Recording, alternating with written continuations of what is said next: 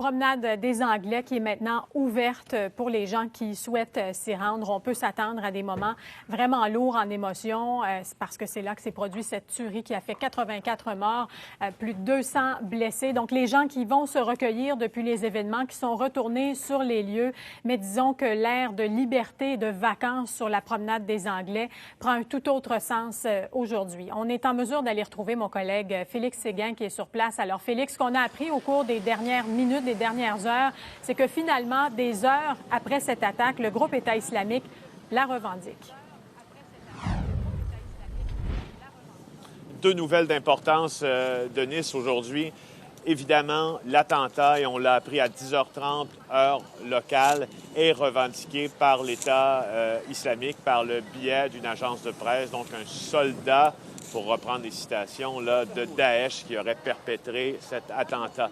Dans les circonstances, Mélanie, c'est assez surprenant de le dire, mais ça aide peut-être un peu à mettre un mot sur ce sauvage carnage qui s'est produit à quelques pieds de moi, ici, sur la promenade des Anglais. Alors, nouvelle donc d'importance, François Hollande avait déjà, le président de la République, commencé à l'évoquer hier, cette piste islamique intégriste, cette piste terroriste.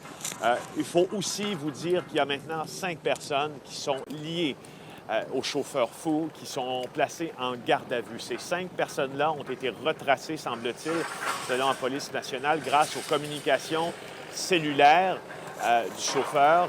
Et on a trouvé d'ailleurs un cellulaire à l'arrière du camion et en remontant, en faisant la triangulation des appels, on a donc réussi à épingler 5 personnes qui sont placées en garde à vue. C'est synonyme de rien. Ça ne veut pas dire qu'elles auraient collaboré à cet attentat qui a fait 84 victimes, mais elles sont à tout le moins des personnes d'intérêt. Et Félix, justement, on se demande, c'est la question qu'on se pose ce matin, quelle est l'atmosphère? Parce qu'on sait que la promenade des Anglais est maintenant ouverte, mais on s'imagine que ça prend une toute autre signification aujourd'hui. Ça tombe pile que l'on puisse se parler ce matin à 7 heures, votre heure, Mélanie. Je vous fais voir ces images en direct. Écoutez, ça vient tout juste d'ouvrir. Avant d'entrer en onde, là, on s'affairait encore à retirer certaines clôtures. Je vais tenter de vous faire un plan de caméra là où vous voyez un peu plus loin peut-être des ouvriers qui commencent à enlever ces barricades. Il ne faudrait pas, par exemple, se tromper avec cette atmosphère qui semble être revenu à la normale. Non, non, pas du tout. Dans le reportage que l'on est en train de vous préparer pour ce soir, vous allez voir qu'il y a des gens, ici, une partie de la ville qui semble revivre, et il y en a une autre qui plie toujours sur cette douleur, sur cette tristesse et qui ne trouve pas les mots. D'ailleurs, voici des commentaires recueillis près des mémorials ici ce matin.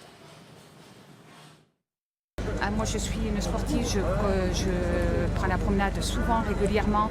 On court et au moins d'être tranquille, de faire tout ce qu'on aime, notre culture, et de le faire calmement, sans regarder à droite, à gauche. Et j'espère vraiment qu'on va pouvoir trouver cette tranquillité, mais que ce soit partout, partout, partout. Bon, moi, je pleure, mais j'ai la chance d'être pas dans le deuil.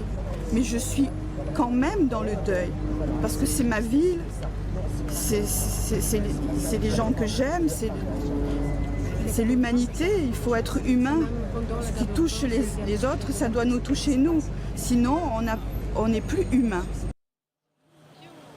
Alors maintenant, il faut bien vous dire aussi qu'après ces témoignages-là, on est allé faire un tour à l'hôpital pour enfants, l'hôpital de Lonval. Et puis dans les prochaines interventions, on va vous dire ce qui s'est passé là avec des témoignages. J'ai même rencontré la directrice de l'établissement. On est en train de vous acheminer le matériel à Montréal.